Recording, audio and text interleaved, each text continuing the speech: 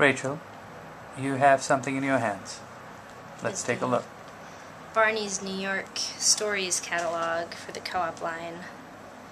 It's the cover. As you can see, it's kind of a traditional Barneys palette. It's, there's the model.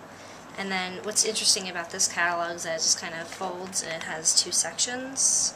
There's the back. So if we go into the first section, it's New York Stories.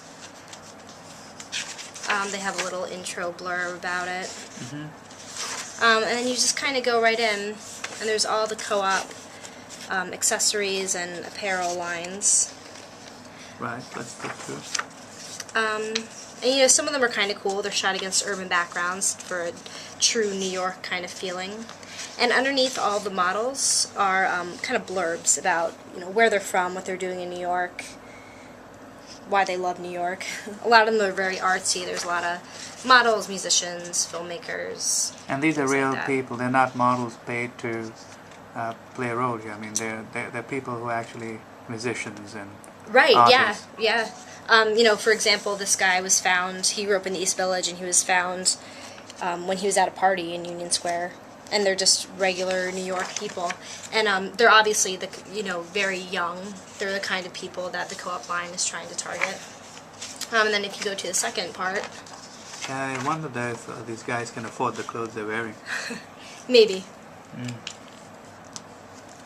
And this is all just very vivid close-up views of all the products, and it's men's and women kind of mixed together. Full screen, and there's some different products on the pages, even if they're not the same designer, which I think is great. So Rachel, why is it that we see this trend with these high-end retailers where they show all these clothes, beautiful clothes on these models, but they're so grungy and they're so disheveled looking? Why can't we see for once someone really smart in a clean suit, or slick hair, or someone who's not just jumped out of bed? Well, I think that we do see that in catalogs targeted to older individuals. For instance, Bergdorf's catalog is very sleek, very refined. There's a lot of three-piece suits and things like that. But I don't think that people who co-op is targeting, at least, they're in their early 20s, maybe even their teens, and they don't really go for the slick-back look. It's just kind of the style now to be kind of grungy, Brooklyn, industrial, that kind of thing. Well, I mean, it's just a shame because, you see all these clothes and you do need to, are you saying that the people who read this are also dressed the way the models are? The models are, after all, reflective of the audience. Definitely. Well, I think that the people that read this catalog are definitely trying to be like some of the models.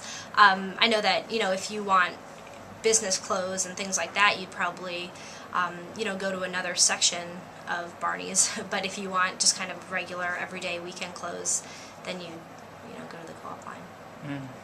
Well, I guess I'm the older demographic you were referring to. Right.